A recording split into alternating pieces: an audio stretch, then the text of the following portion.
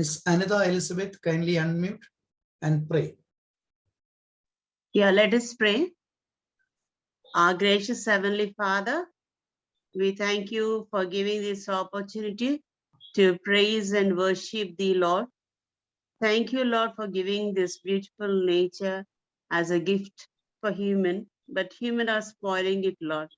Give them wisdom to safeguard this nature. Thank you, Lord, for Dr. Matthew Koshi, sir, as he and his committee has taken the initiative for conducting programs on climate change. And bless Dr. A. Biju Kumar, sir, as he is explaining about environmental warning to India. Give him good knowledge and wisdom, O Lord. Bless all the clergies, eco-conveners, teachers, students who are participating in this program. Be with us throughout the program. We ask all this in the most precious name of our Lord and Savior Jesus Christ. Amen. Amen. I am Dr. Matthew Koshi, the Honorary Director of the CSI Senate Department of Ecological Concerns. Dear respected His Excellency Samuel Mark Irenaeus Metropolitan, today's speaker Dr. A. Biju Kumar, and all the participants attending this Zoom meeting. A warm welcome to all those who are participating in this Zoom lecture for the campaign for climate resilient churches, schools, and communities. Church of South India, having a membership of 4.3 million, has been actively engaging in climate justice ministry since 2011. Since 1992, the CSI Senate Department of Ecological Concerns seeks to create awareness among all people about environmental and ecological concerns. The Church of South India Department of Ecological Concerns is empowering congregations to take prophetic stand against climate injustice. We have been conducting a series of lectures on Tuesdays through Zoom to the benefit of clergy, teachers, and students. These are orientation classes for building up a climate resilient community. We have conducted 22 Zoom lectures so far. This is a third orientation class. His Excellency Most Reverend Samuel Mar Irenaeus Metropolitan has agreed to inaugurate today's class. Most Reverend Samuel Mar Irenaeus was ordained as a priest in 1978. He completed secular degrees of BA, MA, MPhil, and PhD from the University of Kerala. He became a lecturer in Mar Ivanis College. Then he later served as the principal of St. John's College, Anchal. Then he became the principal of the prestigious college in Kerala, Mar Ivanis College, Trivandrum. From 1979, he served in many parishes. On 8th June 2019, he was appointed as a second eparchial bishop of the Malangara Catholic Church in Pathanamthitta. CSI Senate Department of Ecological Concerns cordially welcome His Excellency Most Reverend Samuel Mar Irenaeus Metropolitan to this program. Today's keynote speaker is Dr. A. Biju Kumar. He is serving as the professor and head of the Department of Aquatic Biology and Fisheries in the University of Kerala. He was the former dean of Faculty of Science and Director of Research in University of Kerala. Earlier, he served as a scientific officer of Kerala State Science and Technology Council and a member of the Secretary of the Biodiversity Board. Areas of research include biodiversity and taxonomy and ecology. Dr. Biju Kumar is a member of the International Union for the Conservation of Nature Species Survival Commission, a science communicator and an environmental educator. He has published more than 180 research papers, 25 books, several documentaries, described over 50 new species. Discovered over 50 new species. I was a research scholar in the Department of Aquatic Biology and Fisheries for my doctoral studies. Dr. Bijukumar was not there during my research work. I remember Dr. Bijukumar came to my college while I was the principal for a lecture. Sir, on behalf of CSI Synod, Department of Ecological Concerns, I warmly welcome you to this program. I cordially welcome all clergy, teachers, and students to this program. Students and teachers from all over South India are attending this program. 148 participants are here. Before concluding, I would like to give some announcements also. The participants can write their questions and clarification in the chat box. Immediately after the vote of thanks, a link will appear in the chat box. Participants have to click on the link to get the questions for today's quiz. You will be directed to Google Sheets. We will give you 7 minutes to answer. We will value it within next 5 minutes and the results will be announced immediately. In order to fill the gap between the vote of thanks and valuation, we will be posting a small video. First 3 will get cash awards and there will be 10 encouragement prizes. Thank you very much. I request Bishop Samuel Mar Irenaeus Metropolitan to inaugurate today's program. Dear Professor Dr. A. Bijukumar, an eminent scholar, my friend Professor Dr. Matthew Toshi, dear clergy, teachers, sisters and brothers in Jesus Christ. It fills my heart with joy, unspeakable, to talk in response to the warm and cordial welcome which you have given me by offering this opportunity to inaugurate this August session of the 3rd orientation class on the campaign on climate resilient churches, schools, and communities. First of all, I sincerely appreciate CSI Synod, Department of Ecological Concerns, for this prophetic stance you have taken to make a comprehensive study of one of the most imminent threats the world is facing, that is the global climate change. Even the richest countries in the world, like Australia, had a calamitous summer this year. Deadly floods has been reported in Germany and Belgium in July 2021, which was completely washed away buildings and cars, and more than 1,000 people are still missing. China also witnessed a deadly deluge recently. The Arctic region lost an area sea ice equivalent to the size of Florida. Over the last few years, South India, especially Kerala, has faced unprecedented rainfall, resulting in catastrophic floods. Even now, we are having rainfall every day. These changes happening in the climate are to be seen seriously in this context. The latest report by the Intergovernmental Panel of Climate Change, IPCC, released earlier this August, is really significant.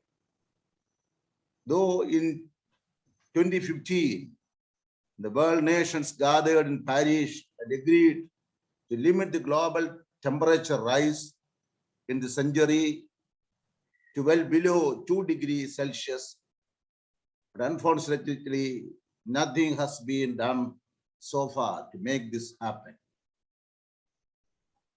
The present IPCC report substantiates this aspect by showing that the emission of greenhouse gases from human activities are responsible for the rise in temperature of 1.1 degree Celsius since 1850 to 1900, and finds that over the next 20 years, global temperature is expected to increase by the average of 1.5 degrees Celsius. Hence, it calls for sharp emission cuts in the coming decades. As per the observation of Avinash Mohanty, a program led in the risk and adaptation team of the Council of Energy, Environment and Water, the Indian subcontinent will have a 20% surge in extreme rainfall events leading to floods, depression, and cyclonic events. Now, I don't want to delve into the details since we have an eminent scholar, Dr. Biju Kumar, to speak extensively on this topic. So it is our prime duty, as Pope Francis suggests in Laudato Si, we have to take seriously a cry of the earth, which is a passionate call for a change in direction. I urge you all to take a resolution to enhance net zero emission target by planting more trees and reducing the greenhouse gases. I congratulate once again the CSI Synod for this thoughtful discussion, which is in fact a pressing need of the time. I hope this will inculcate in our people the need for an immediate and large-scale reductions in greenhouse gas emissions, limiting the global warming close to 1.5 degrees Celsius, so that we may hand over this land to our coming generations as a land conducive of living, which is our great responsibility. With permission of all who have gathered on this online didactic platform, I inaugurate this section and wish you all very best. May your discussions continue to inspire people all over the world to have a metanoia pro natura, a radical conversion of the nature. May God bless you all. Thank you. Thank you, Tirumeni, for a meaningful inaugural speech. I request Dr. Biju Kumar for the keynote address. Please unmute. Yeah, good afternoon, rather good evening, His Excellency Bishop Samuel Mar Irenaeus Metropolitan and Dr. Mathigoshi. It's really an honor for me to speak to you in this evening on a very pertinent issue, very stronger issue that is facing the mankind now, that is climate change. And I'm very happy that this program is organized for the students, the clergies, and the teachers of CSI group, and that is all relevant because the churches and religious institutions has a clear role to play, especially when you are facing a disaster in the planet. It's actually a planetary crisis, and also it's actually a red warning to the entire humanity in the world. And that is the reason why throughout the world people speak about climate change. Throughout the world people demand climate justice, and also throughout the world people actually apply, and even the school children, they strike that for the cause of climate, primarily because they want the earth in the pristine condition, because they want all the resources in the pristine condition for the future. And that is the reason why this topic is very, very important. And we are talking in the context of the global report that came out on climate scenario in August 2021. And what I will do in this lecture is just highlight what are the salient features of this report. And in this context, what are the things which is where the changes will be there in the Indian continent. And also we will discuss how we can overcome this crisis by judicious action, judicious planning, and of course, happy living. And that is also very, very important. And that is the reason why I am very interested to talk to you, because, the primary reason why this earth is more hotter than the previous time is primarily because of our own greed. And unless and until we are in a position to control that, we are not going to sustain the resources in this planet. And that is a simple philosophy with which actually we can proceed and with which we can actually survive. So sustainability is the key developmental thinking particularly after the COVID. The COVID has taught us a lot of lessons, and even a small virus in the world can actually make the entire world stand still. And then we need to think about what is actually the meaning of life, and then what is actually the way in which we have to progress, and what exactly is the meaning of life, especially when you live in all these kind of calamities. And all these answers actually we have to seek. And this is one occasion, the post-COVID the period is one occasion where we have to think about the way in which we developed so far, the way in which we reacted to the Mother Earth, and also the way in which we plan for the future. That is very, very important. So in this context, let me come back to my presentation. Let me share the, hope you can all see the slide. Yes, we can see. Okay. So the topic which I am going to discuss today is the climate change, the environmental warnings to India. And before I come to the specific topic of climate change, these are the famous the quotations of world leaders, religious leaders, etc. on this topic of climate change. Okay, and for example, if you look at the president of France, and he said that we have a single mission to protect and hand on the planet to the next generation. So again, the sustainability thinking is there in the predictions and the preaching of many of the world leaders. And if you look at the Pope Francis on climate change, the violence that exists in the human heart is also manifest in the symptoms of illness that we see in earth, the water, the air, and the living things. And the Al Gore, the earlier former vice president of USA, also said people need to stop financing denial of climate change, because we cannot actually deny the fact that climate change is a reality. Year after year, the scientific studies and the social realities make us believe that climate change is happening. It is real. It is not actually a speculation. And that is the reason why we need to think and focus our attention on climate change, because that is the most important climatic issue facing the mankind in the 21st century. Okay, so it is connected with all. That is what we are going to discuss. And before we go, let us see what exactly is this phenomenon of climate change. If you look at human activities, this video, from pollution to overpopulation, are driving up the Earth's temperature and fundamentally changing the world around us. The main cause is a phenomenon known as the greenhouse effect.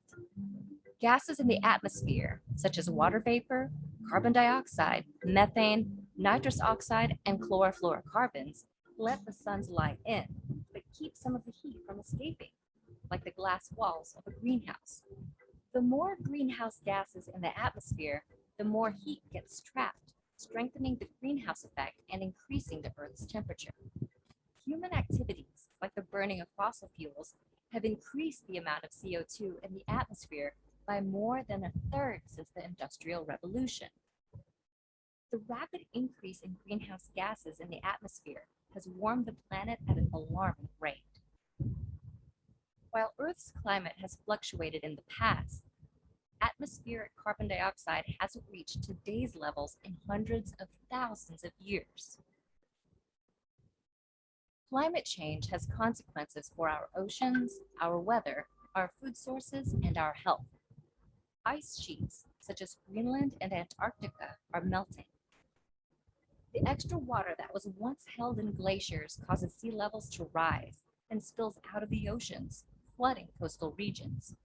Warmer temperatures also make the weather more extreme. This means not only more intense major storms, floods, and heavy snowfall, but also longer and more frequent droughts. These changes in weather pose challenges.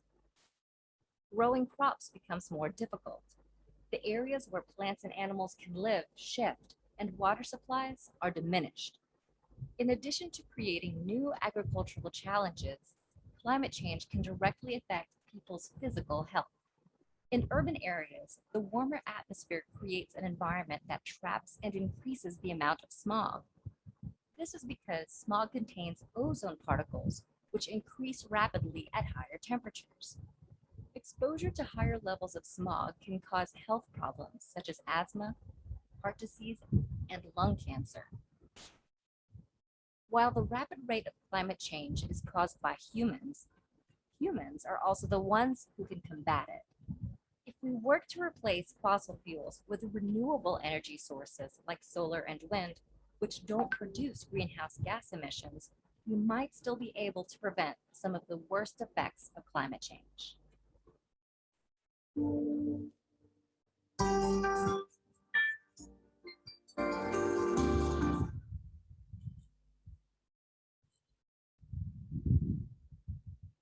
Okay, what you have seen is a film by the National Geographic explaining the reasons for climate change. It's very simple. The video is very simple in explaining that the gases which we contribute to the atmosphere, especially the carbon dioxide, methane, sulfur dioxide, and the chlorofluorocarbons, and that accumulate in the atmosphere, and they prevent the heat radiation from going into the outer space, and just like a greenhouse. And as a result, the Earth is warming up.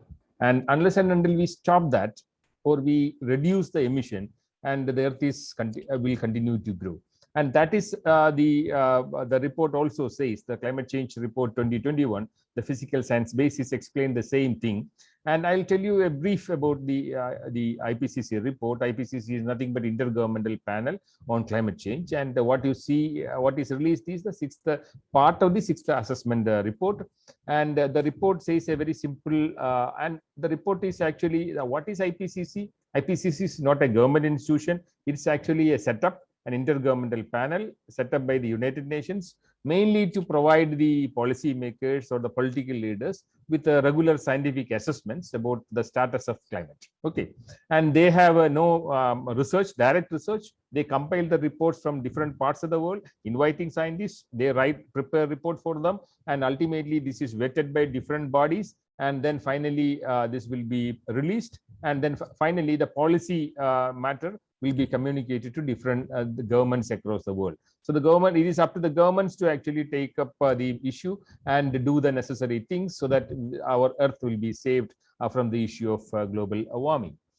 And that is why, you know, because of their action to control the climate change, and they got the Nobel Prize, 2007 Nobel Prize for Peace, because this is one of the most serious challenges facing the mankind. And today, interestingly, the Nobel Prize for the environment is also now, the Nobel Prize is now announced, and the Nobel Prize primarily for this year has won by a few people who work on the climate change. And very interestingly, because climate change is a very serious issue, and whoever actually work for controlling the climate change and suggesting policies, technologies, etc., have a major role to play, particularly when you look at the future of the world. Okay, so these kind of assessments are actually done by 3 working groups: Working Group 1, Working Group 2, and Working Group 3, and they have separate agendas. And now the report is released by the Working Group 1, who work on the physical science basis of climate change. And now there will be reports by the second group, which work on the climate change impact, adaptation, and vulnerability. And third group will work on the mitigation of climate change. They will suggest the methods. So these 3 working groups are working currently under the IPCC. and then they will, this is the process, it's a series of processes. I am not explaining that, but ultimately this will involve a lot of experts from different parts of the world. And then they ultimately all these reports will be compiled and published and given to the governments for appropriate policy making. So I'm not explaining the whole thing. And the whole process started in 1990 when they first published this report. And thereafter, in every 7 years, we will see the release of this kind of a report. And the 21 report on one working group is now available. And the final report will be published next year in 2022, and after a gap of 7 years. And based on this report, the governments will take appropriate action to actually reduce the emissions so that the climate change impact can be reduced. They also published special reports. Okay. And now we are waiting for the upcoming reports, especially the synthesis report, which will actually synthesize the entire information available globally on climate change. And this will form the basis of action by the governments in the remaining years to come. So that is the relevance of this kind of a report. And the report, which is released in August 2021, was prepared by 234 scientists from 66 countries, including India. So it's actually a larger exercise involving a large number of people, scientists, and a large number of the countries involved in that. And then they have prepared this kind of a report. Let us see what are the major features of this report. And I will start with the explanation by the United Nations Secretary General Antonio Guterres, who said that it is actually a code red for humanity. Alarm bells are deafening, and the evidence is irrefutable. That means there is a clear evidence that the climate change is affecting the world. Sitting in South India, we also feel that there are erratic rain. During the monsoon season, we are not getting frequent rains. In between, there are depressions. You look at Tamil Nadu coast, then the frequency of cyclones are increasing. And in Kerala coast, the Arabian Sea was the coolest in the world. Now it is becoming the hottest, and the number of cyclones are increasing, and the number of rainy days are increasing, and the extreme climatic scenarios and the rampant floods are increasing in Kerala. And you look at many of the states in India, the similar things are happening. That means we are actually a country where the economy is strongly based on agriculture. And if something happens with the temperature, and if something happens with the weather patterns, and normally the entire cyclical activity, which we actually tuned in for the last several hundred years as part of our agricultural civilization, that will be lost. You look at the fishermen in the coastal areas of India, and then the entire activity, the fishing activity, and everything is predictable for them. It was predictable for them, but now it is unpredictable, highly unpredictable. That we will discuss later, but this is a scenario. And this report says that the Paris Climate Agreement ultimately agreed upon limiting the global temperature up to 1.5 degrees centigrade compared to the pre-industrial level. That means if you go beyond 1.5 degree, and then the ecosystem will start responding, and there will be some irreversible changes in the planet. So it is our duty. It is the duty of the political leaders across the world. It is the duty of the people across the world to see that the temperature is not going beyond 1.5 or to the maximum 2 degrees centigrade in order to avoid the catastrophes. So that means we need to take a path of sustainability. We need to have a more climate resilient approach and a path in order to develop. So this is very, very important. Okay, so it is unequivocal that human influences has warmed this atmosphere, ocean, and land. That means this influence is there in every part of the planet, be it air, be it the land, be it the ocean. So that means it's warming up the ocean, just like the Reverend Bishop said. The changes are evident, especially in the Greenland, where the ices are melting. Antarctic, for the first time in the history of Antarctic region, they have seen the rain. If it is raining, means there is more warmer water, and that may facilitate further melting of the ice. So changes are happening. Canada this year has the largest temperature ever recorded in the history.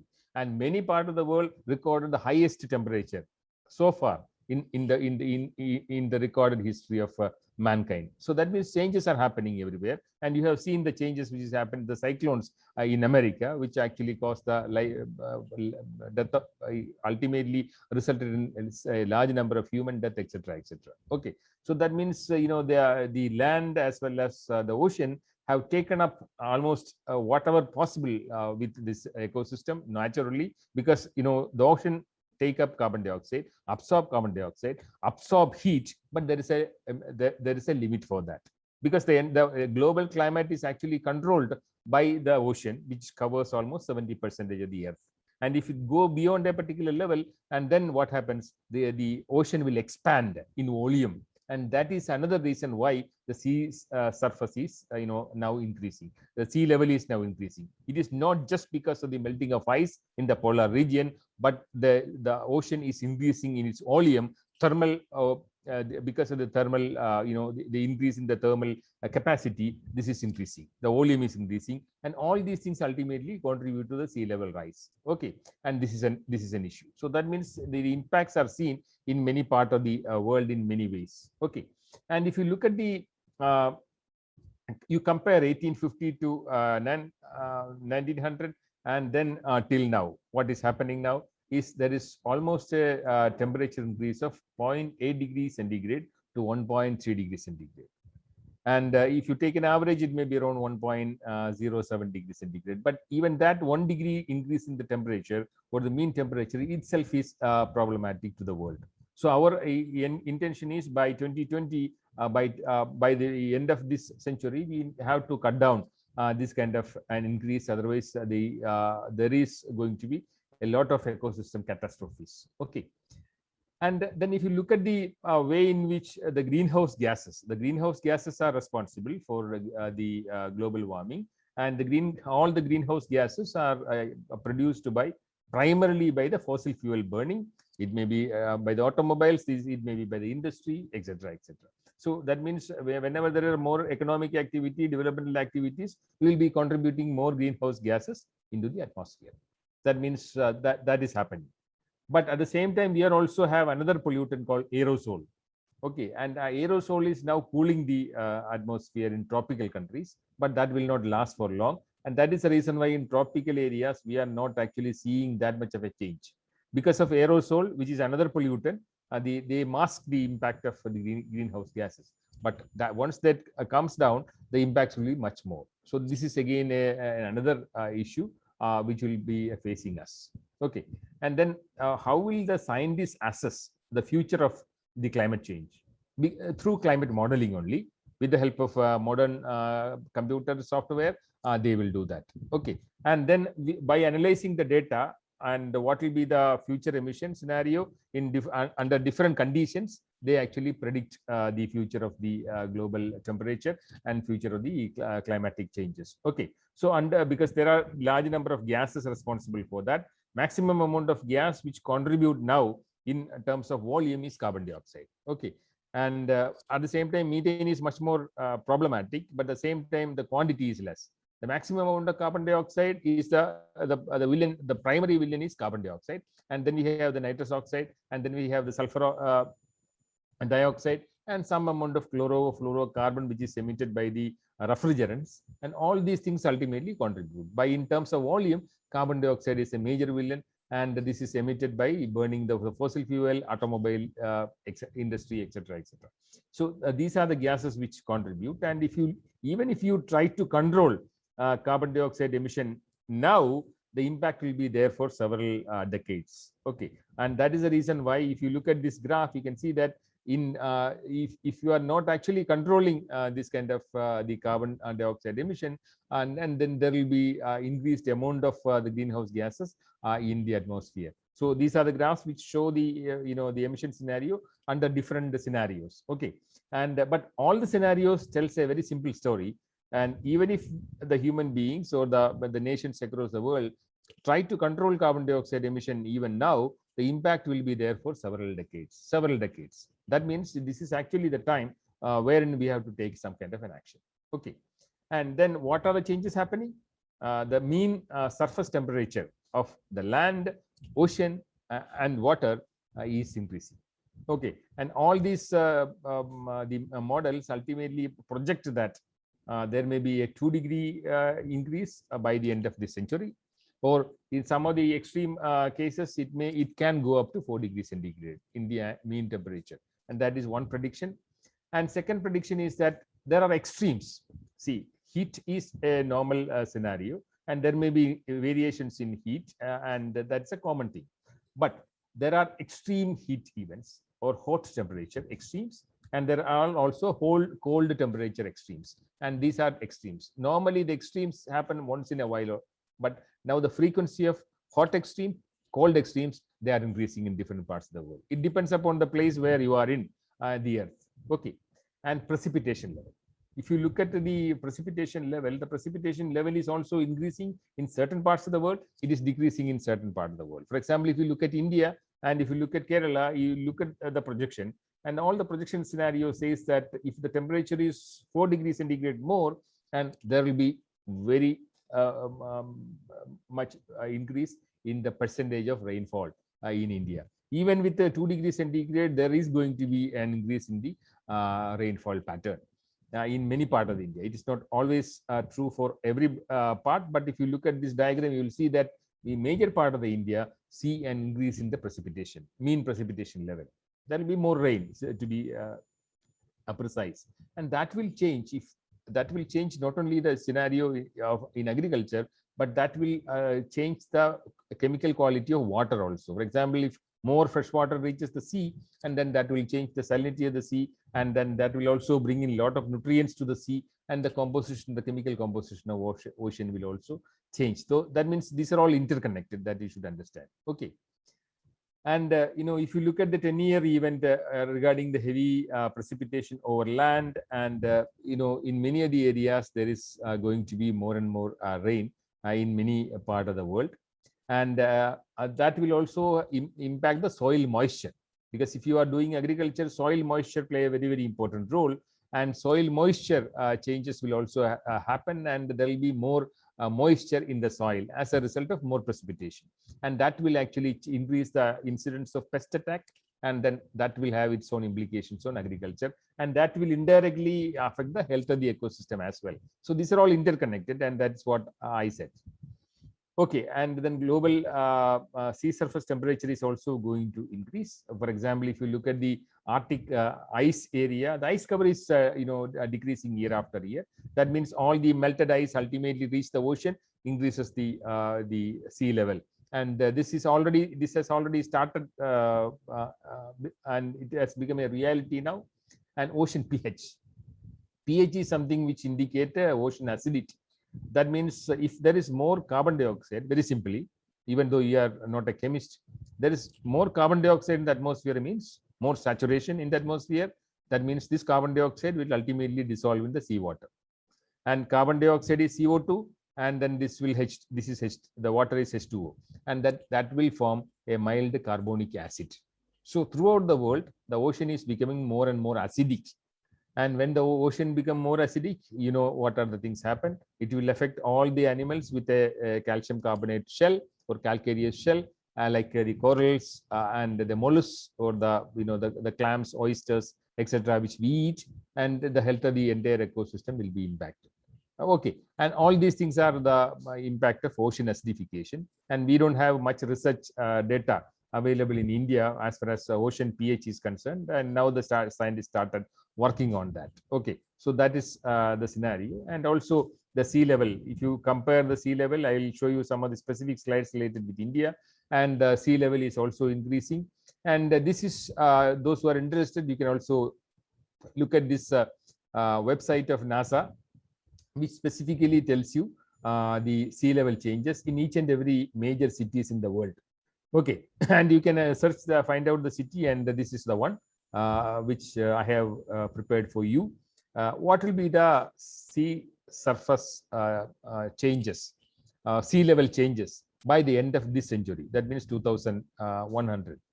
And you can look at Chennai, look at Cochin, look at Mumbai, look at the other major cities in India.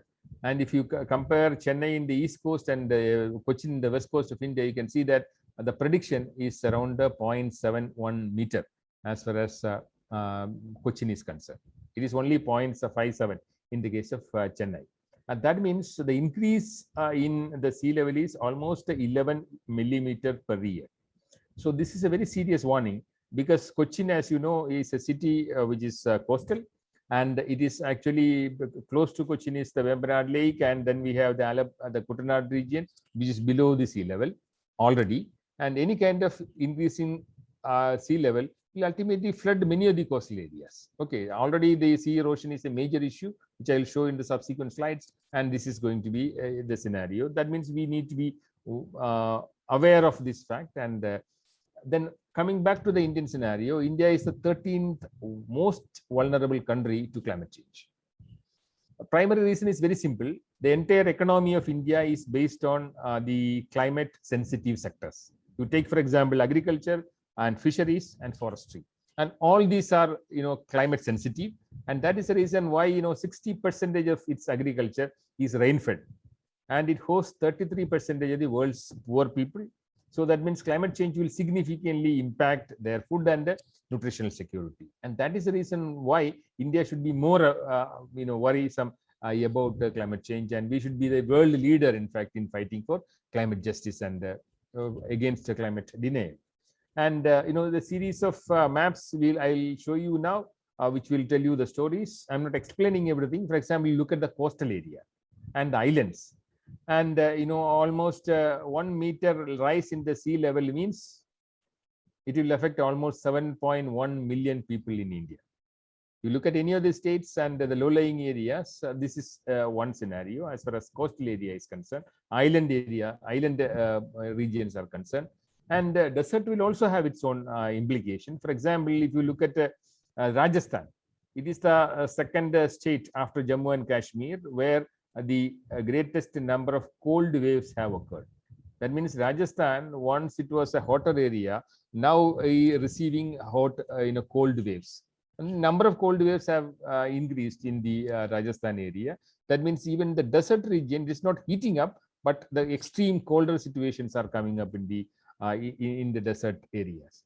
And look at the central India and peninsular India. And there also you can see that western part of the Karnataka may face few droughts due to the projected increase in the fewer droughts due to the increase in the rainfall. So there is some advantages as far as Karnataka is concerned, because there are some rain shadow areas where you can see that they may get rain. They may get rain as a result of the climate change. But if you look at the Himalayan region, it's a very complex scenario, because we have the largest ice-covered mountains in the world, the Everest, and where you have the Ganga river Ganges originating from the mountain ranges there, and then the mountain ranges, the height is declining because of the overheating in that area. And at the same time, on the other side, on the Kanchenjunga side, the height of the forest, the mountains are increasing because of colder situations. And at the same time, the glaciers from where the Ganga originates, the Gangotri, and there is a lot of, in the last 25-30 years, there is almost 1 kilometer decline in the height of the mountains, the ice-covered mountains. And that means the rain-fed rivers are going to be impacted as a result of the climate change. So this is also another striking reality as far as India is concerned. And Gangetic Plains. Gangetic Plains, the wheat yield is to decline by up to 32% in Punjab by 2050. This is one prediction because of the vagaries in the rainfall pattern and drought. And this is so that means that region will be impacted as a result of drought. So this is again another scenario. So if you look at the atmospheric carbon dioxide concentration, and if you look at the concentration, this is the largest in the 2 million years history of the Earth. Okay, and that is the same with the methane and nitrous oxide. And that means there is, if you compare with 1750, there is an increase of 47% in the case of carbon dioxide. In the case of methane, there is 156% increase. And in the case of nitrogen nitrogen dioxide, it is actually 23% increase. So that means all these greenhouse gases, they are increasing in concentration. Okay, and the changes are, if you look at the historical data, and the amount of carbon dioxide in the atmosphere is now almost 1,430 gigatons. That means 59% of the emissions is now represented by the carbon dioxide. So this is again one of the reasons why we should be worrisome about that. And surface temperature is increasing as a result of the carbon dioxide emission, and it will have a serious implication on weather and extreme climatic events. Okay, and I already told you about the cold extremes and in some area, and hot extremes in some area. Marine heat waves, it was not heard in Indian Ocean, but that started increasing. And that is the reason why, even in the recent past, the Kerala, there is a frequent warning about the low pressure areas, and then the rough sea, etc., etc. So there is intensity of heavy rainfall, and then agricultural and ecological droughts in some regions because of larger evaporation. Because temperature is high, then more water will evaporate from the land surface, and that will also contribute to the excess rain. So this is a phenomena which is now happening in Kerala as well. Okay, and then global land monsoon precipitation, and that is now increasing in many parts of the world, except in some area, because of the impact of aerosol. I already told you. Extreme climatic events we have witnessed in Kerala: 2018 flood, 2019 flood, because the pattern of rain is changing, and few days you will get maximum rain. Okay, so this is called the extreme rain pattern. And because the temperature is changing, the ocean is warming up, and that will create more and more low pressure areas, and that also create oxygen minimum zones in many parts of the ocean, and that affect the fishery production and things like that. So all these things are changing. And cyclones are totally unheard. For example, if those who are in the east coast of India, like the Odisha, West Bengal, and for some part of Tamil Nadu, the cyclones were there. But now the frequency is increasing in the east coast. One, in the west coast, for example, the Kerala, Karnataka coast, we never heard about any cyclones. Very, very rare. At the same time, in the recent past, Arabian Sea is heating up because of the global warming and the El Nino phenomena. It is heating up, and as a result, the number of cyclones in the Arabian Sea is increasing, and that will actually indirectly impact the fisherman's livelihood and their nutritional security and their income, livelihood, everything. Okay, and there are some data limitations, so that we cannot actually fully predict about the cyclone availability in the next 100 years. There is no full prediction in this report because of data limitations. And I already told you about the extreme, and also this will impact the water cycle, because the water, the entire planetary water is available through a cyclic process called the water cycle. And if there is changes in evaporation rate, and ultimately that will impact the water cycle as well. And then some of the changes, if the scenario continues, if we continue to emit greenhouse gases in larger proportions, and some of the changes will be irreversible. That means we cannot actually bring back the original scenario in many of the ecological situations. And that means especially if in the case of ocean, more than 70% of the planet is covered with ocean.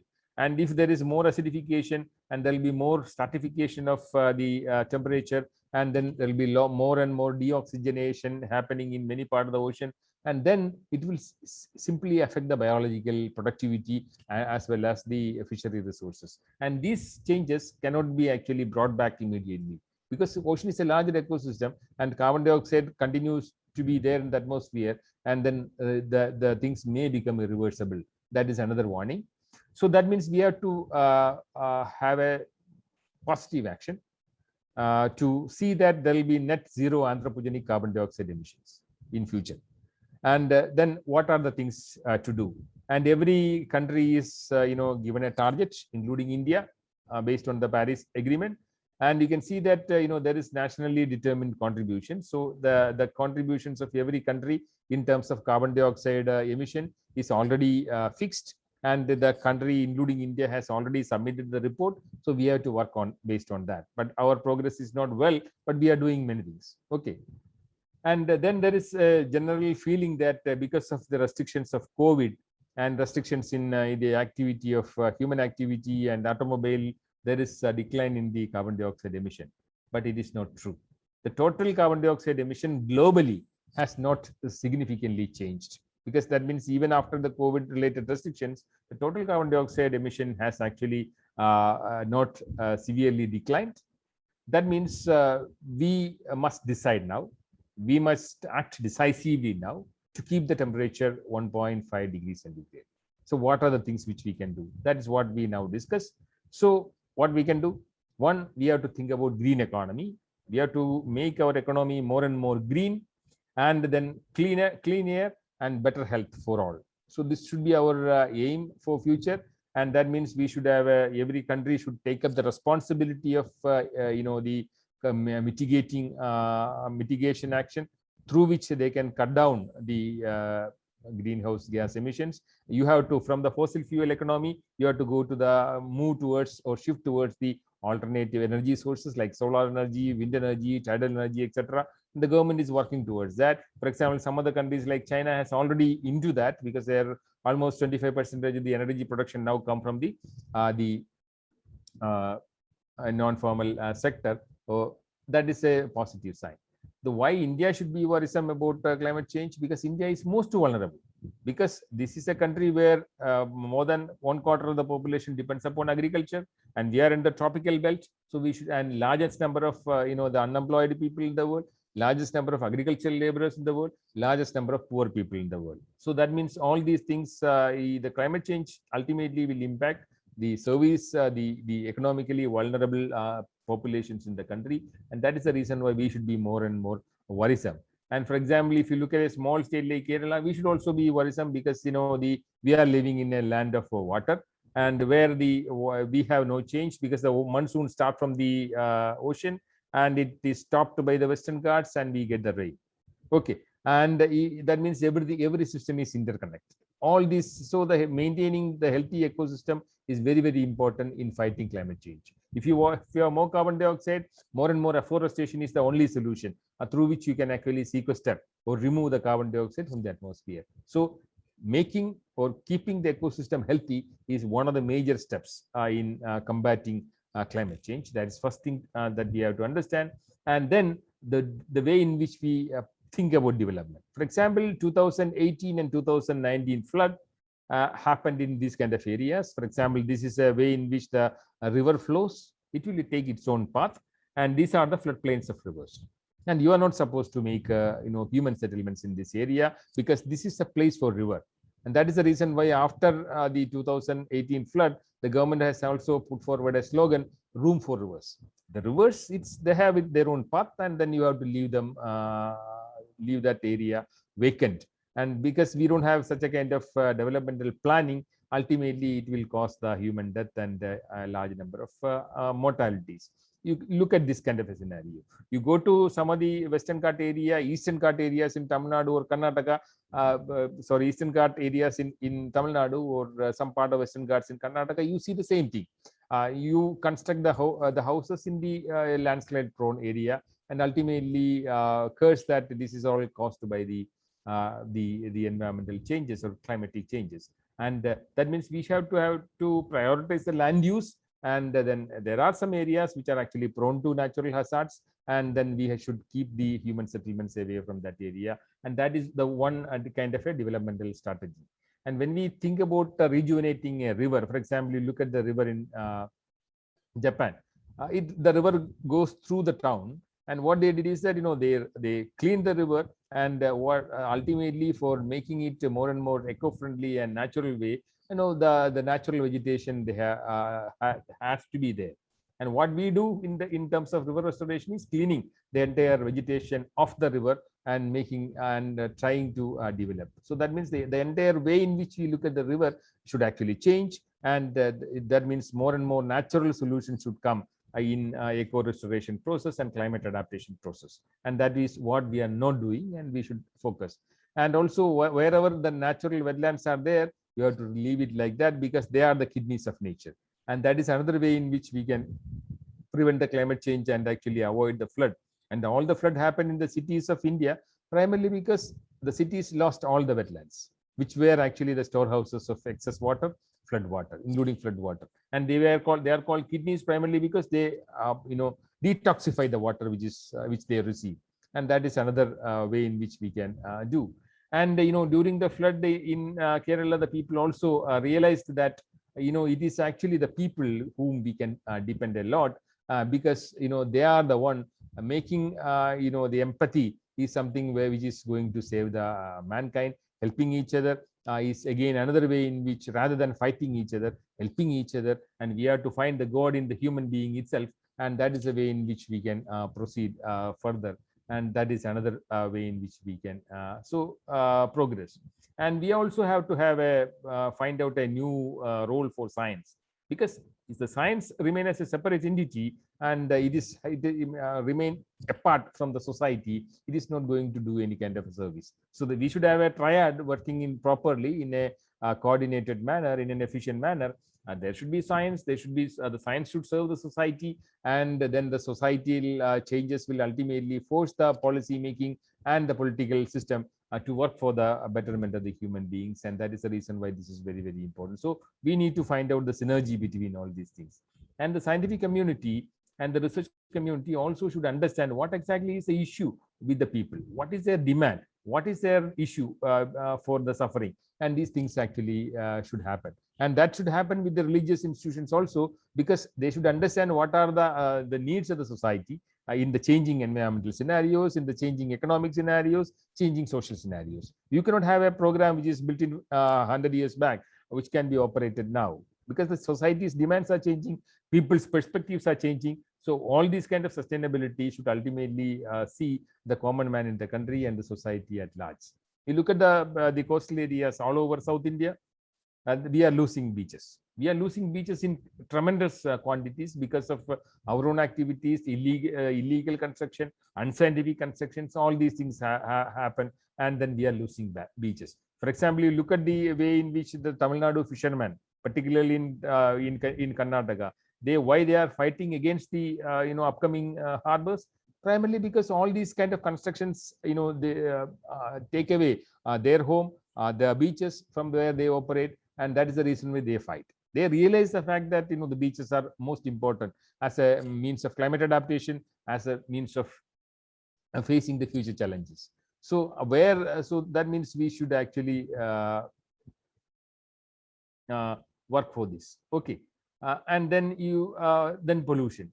The pollution and climate change are directly related, and if we in any kind of change the climatic scenario, if you have more pollution, that means you are more damaging the human health. That the climatic change and extreme temperature itself is damaging the human health, and when more pollution means more and more suffering for the human beings. And if you look at many of the South Indian states, particularly Kerala, the total fishery wealth is also declining over the last 10-15 years, total catch. And then this is the scenario, and that there are a large number of reasons. We are fishing beyond the capacity and things like that. And we are losing beaches. We are losing beaches in large, for example, look at Pondicherry, look at Tamil Nadu, look at Kerala. We are losing beaches in large quantities. That means the fishermen's livelihoods are impacted, wildlife like turtles are impacted, and then the life and livelihood of the people are also increasing. And these are the issues connected with the climate change in the coastal area.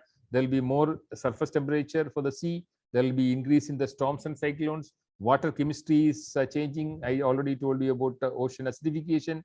Nutrient availability is also changing. All these things will have its own implications on the coastal people, fishery wealth, etc. And there are a large number of issues. For example, if you look at the South Indian coastal fisher communities, where the CSI church play a very, very important role. And there also you can see that they are losing the fishing days. They are losing the fishing days primarily because of climatic changes. There will be warning of extreme events in the sea, and that will directly impact their life and livelihood as a result. And that will damage their gear, and that will damage their health also, because they are, again, more and more rough sea means more and more energy they have to spend, and that will ultimately have its own may have its own socio-economic impacts. For example, reduced health, increasing fuel costs, and then things like that. So lesser amount of resources available for nutritional security, etc., etc. So these are the things which we have to understand. For example, the entire the coastal the productivity is changing, and the fish which actually supported major part of the Kerala marine fisheries is sardine, which we call in Malayalam as matti. And the last 2 years, the population of oil sardine has come down to almost 45%. What is happening to the sardine? Because of more temperature, the sardine population is migrating northwards to the cooler population, to the cooler waters. Okay, so we are losing our sardine. And another issue is that the more and more oxygen minimum zones are appearing in the ocean, and as a result, fishes are avoiding this area, and that means we are going to have a drought. In Malayalam, we call it oil sardine as Kudumbam Pularti, which means the family provider, because when the people are poor, this fish provided the nutrients for them at a cheaper cost. Now the entire population is vanishing from the coast, primarily because of climatic changes. The mackerel, which is Ayla, which is very common in the Kerala coast, they are also moving down because to avoid the extreme temperature in the surface. And some of the fishes like the Nemipterus, which we call as Navara, where also their life cycle is changing, their breeding patterns are changing, all these things are happening.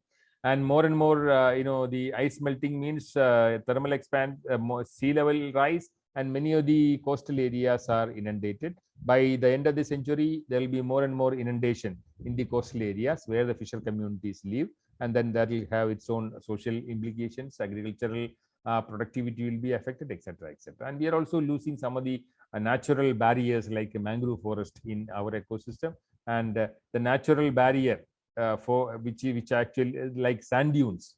Probably nobody will understand what is the role of a sand dune in the coastal area. They are the natural barriers which prevent the the waves from coming into the land, and that is also lost. Coastal vegetation is lost because of the coastal developmental activities. All these things ultimately inundate the coastal area. So we have to have some kind of natural solutions. So we have to have some policies based on the realities, and there should be more and more people aware of that. I'm happy that this ecological foundation is taking up this kind of an awareness program on climate change, because people should be aware of what is happening to the planet, what is happening in and around us. We should be more and more aware of that. Okay, so we cannot deny this fact that climate change is happening. And the school children like Greta Thunberg in Sweden, she has initiated a strike demanding the political leaders to take some action, because future is for them, and then it is our responsibility to give the earth back to them. So she is actually calling for in strike Fridays in the schools, and now it is now spreading to more than 100 countries in the world. Fridays for Future is the name. And that means the younger generation is now more aware of what is happening to climate. And then India, the scenario is more alarming, primarily because we have one of the largest populations in the world. By 2030, we will be the most populous country in the world. Per second, there will be one newborn in India. Per second, one newborn. That means more and more mouth to feed. Agricultural area is not increasing. So we should be more and more cautious every day to sustain the population, make them nutritionally happy. And then 2030, we have a series of sustainable development goals, which is set by the United Nations. And look at the sustainable development goal 1 and 2, it is to avoid poverty and zero hunger. That means the priority of the world for development is basically for removing poverty. Removing poverty means you have to actually ensure the food production. And that means you have to have a balanced climate. I'm not explaining everything on this, but these are the priorities of the world. And then look at the India's performance in sustainable development goals. Indian rank is 117 in the world. That means we are one of the poorly performing countries as far as sustainable development is concerned. And the reasons are very simple. If you look at some of the issues here, and the education play a very, very important role. Wherever there is more and more population in India, and there the female literacy will be less. That means we have to make the people educated and see that the population is also controlled. And this is another way in which we can fight for a better place to live. And so India is not the world leader because we can do a lot of things, especially we have to move from the fossil fuel based economy to the alternate the energy sources, and that should be our priority. And we have to become successful. We have to actually change our economy, and then we have to have a sustainability thinking as far as the development is concerned. We should have new programs on tourism. We have no concepts as far as the reducing our carbon footprint is concerned. For example, if you look at many of the foreign, including France, if you go, they know the public, the transport system play a very, very important role in contributing to carbon emission. And there, in majority of the path, you can have a pedestrian system, you can have bicycles, which will reduce the carbon footprint, and that is expanding to universities and colleges across the world. So that kind of a carbon neutral concept actually should come in, and that play a very, very important role. Then how will you fight for climate change? Before I close, one is prevention and mitigation. That's the role of the government. And individually, you can also contribute how you can actually reduce the carbon dioxide emission personally, and government has to take an action to curtail the kind of emission in a phased manner. And we should remain prepared to face the disaster, because disasters are increasing, and we should have the positive response. The government is taking up a lot of actions, including we have a separate climate cell in the Ministry of Environment, and then we have to make the people adapt to the changing scenario, and that means we have to rehabilitate the people, and then we have to work for that. So that means there should be a disaster risk management cycle in operation. Already this is happening slowly in the system, and education play a very, very important role. The awareness program like this play a very, very important role to keep the people aware and keep the people aware of the link between development and climate change and things like that.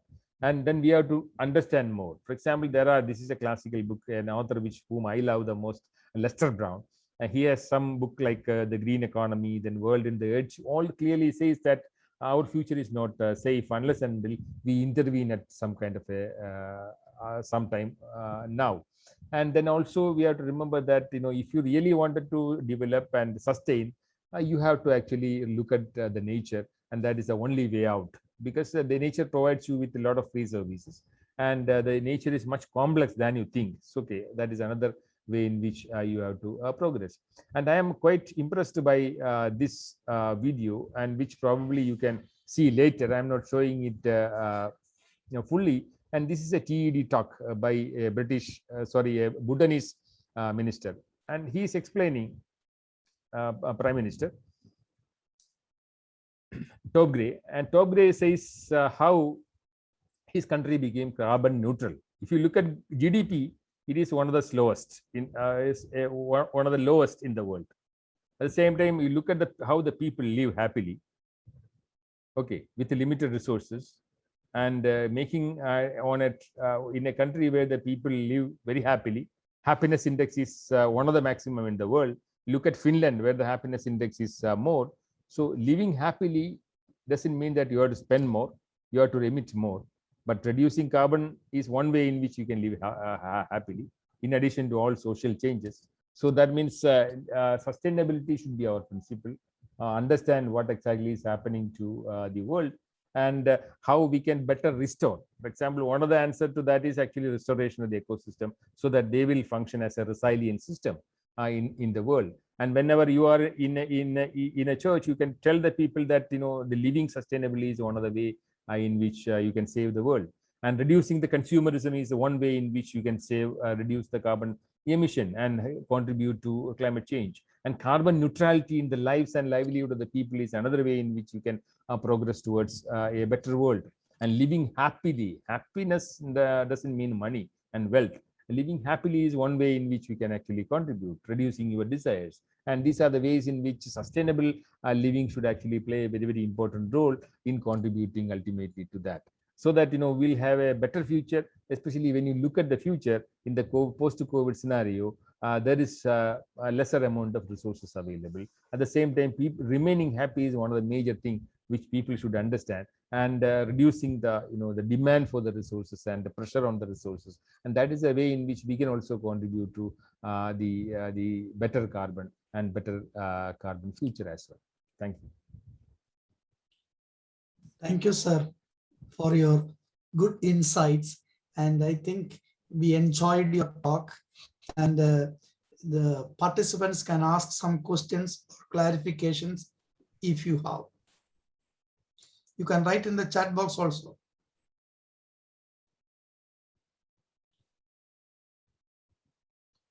Eye-opening realities. Thanks, dear sir, for informative and challenging lecture. Thanks for bringing awareness. A pastor from Bangalore.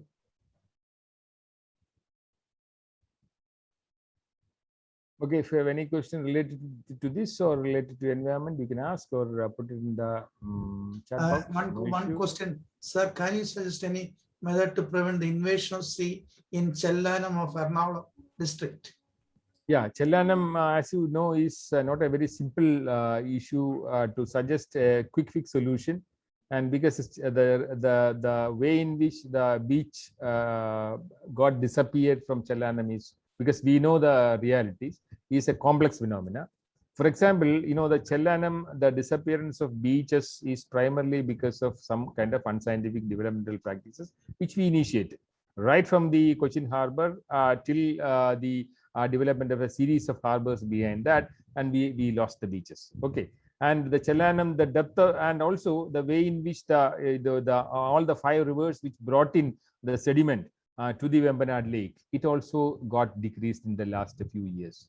Okay, and all these things ultimately prevented the beach formation in that area, plus the changes in the ocean circulation pattern.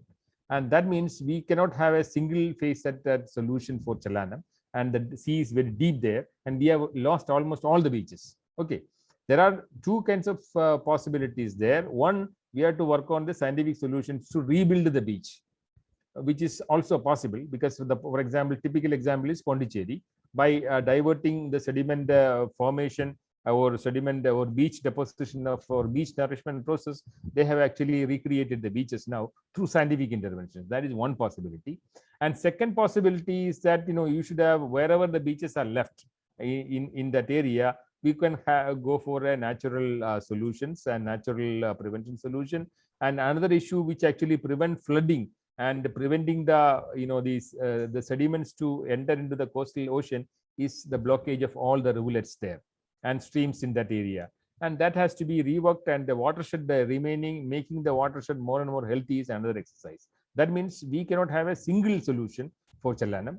We should work on multiple solutions, and some of the areas the immediate priority of the government is to help the fisher communities there and prevent the sea taking away their homes, and there we should have a hard solutions because immediately, because there is no other solution left immediately. So that means we have to work on multiple or hybrid solutions as far as Chellanam is concerned. But we have to be very careful because Chellanam is one example where unscientific developmental practices, what will happen when we have unscientific developmental practices in the coastal areas. So it's an eye opener as far as many of the developmental projects are concerned.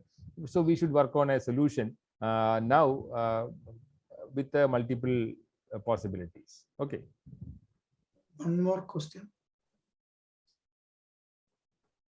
What I can do, one person to do starters will do, realize there are no quick fixes, still looking forward to contribute one home at a time.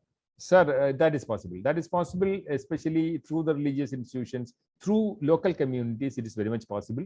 And one is that, you know, our developmental model should be the American way. Okay, because every country has their own way of development, and you ultimately see that even in America, the COVID has not actually spared that country as well. So developmental pattern, you cannot have every Indian cannot have the same way of development where the Americans think. So what the basically Indian philosophy is to consume less and you know, the give the resources back to the next generation. That's actually what Bible also say. That's also all the religious institutions say. You look at the next generation as well. And consumerism and you know, the greed is not the solution for everything. So live sustainably, live happily, and contribute to the climate adaptation, climate living. Because if you consume less, then you are actually emitting less carbon dioxide. And if you are sharing a bus, when you go to sharing a car, when you go to a temple or a church, and that is another way in which you can personally contribute to reduction in the carbon dioxide emission. Okay, if you are not wasting paper, and again you are contributing to the positivity to nature building. All these things are personally possible, and also make the communities very happy. That's very, very important. The uncertainty is one thing which is very common in the post-COVID scenario. People are uncertain. The younger generation is uncertain about their future, and there, the solution will not come immediately. You make small societies small, keep them engaged, make them emotionally intelligent. That's where all these kind of exercises, including the role of religion, play a very, very important role to make the people happy, make the people engaged, and make the people emotionally intelligent and emotionally better to face the uncertainties in the modern world. These are the ways in which you can also indirectly contribute to climate building and resilience. Is it possible to stop the solution?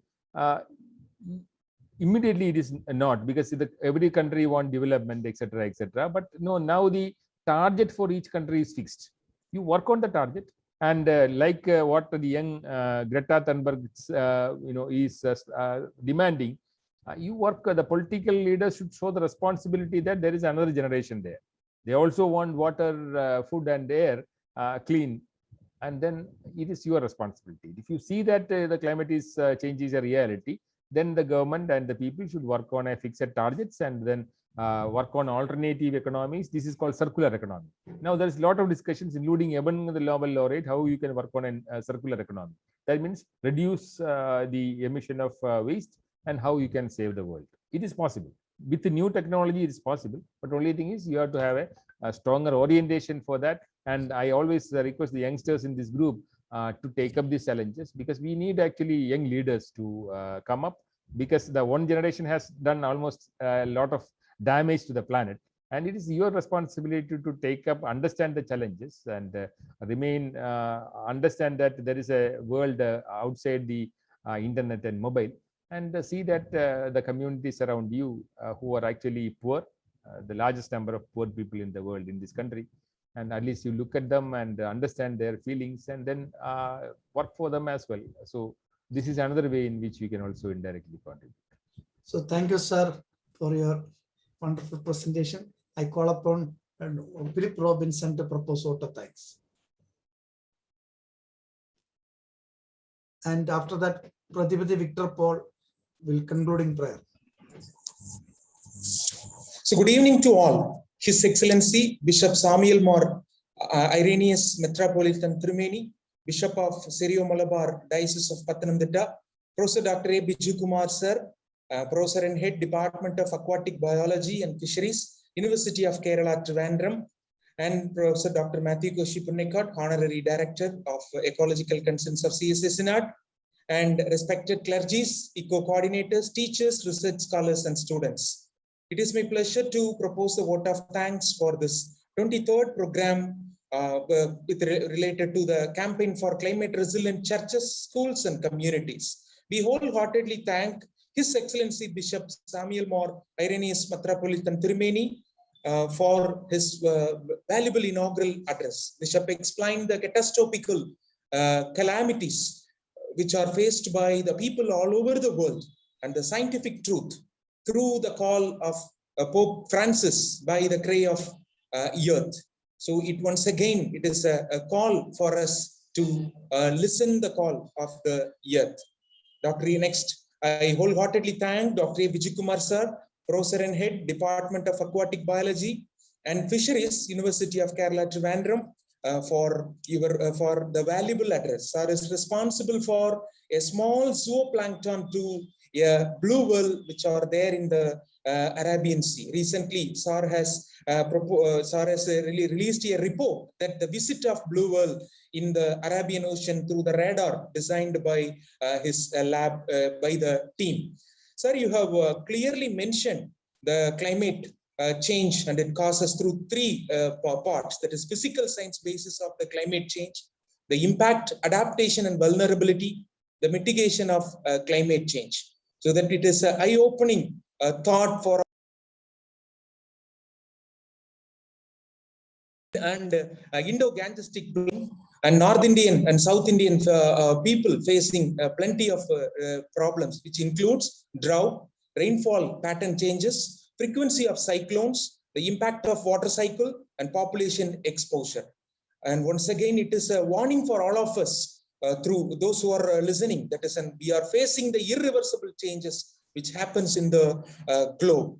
So what we can do, you have given a very clear account of the mitigation procedures, the green economy, the clean earth, the clean air, and Indian concerns on climate change mitigation ideas, that is river restoration process through natural way based on the SDGs. Our director always mentions that the planting of vetiver in the region, it is one of the natural method to restore the river, and the wetland conservation. Wetland, it's called as a kidney of the land. And through the process of science and technology and the pollution and climate change control and the SDGs with related to its priorities. And it is a warning to India. We are in the 117 ranking with related to the process of mitigation and all. Once again, we are wholeheartedly thank you, sir, for your valuable, eye-opening and thought-provoking lecture. We wholeheartedly thank the deriving force of this particular program, Professor Dr. Matthew Koshi Punnikat, sir, for organizing, for execution and organizing this program in connection to the COP26 campaign. We thank all our ECO coordinators, Dyson ECO conveners, presbyters, teachers, research scholars, and all participants, those who joined for this wonderful program. We thank the technical team for the valuable conduction and event organizing program. Thank you once again. Thank you. Now, Reverend Pratipati Victor Paul will pray, concluding prayer. Please unmute. And yeah, let us bow down and pray. Our loving Heavenly Father, we thank you for this beautiful evening. Thank you very much for the lecture given by Dr. Biju Kumar. Thanks for your creation, your universe, your environment, all the resources which you have given to us. Make us to be a responsible stewards, to live responsibly in the world, and to procreate and give this gift to the future generations. Bless all the delegates who are participating in these lectures, especially in today's lecture. Thanks for the introducing words of Tirumeni, and we also thank for the CSI Synod Ecological Department and its director and all the staff who are working there. Especially bless all of us who are participating in this session, and bless Dr. Biju Kumar and in his future engagements. In Jesus' name we ask all this. Amen. Amen. Thank you very much. We are closing the session.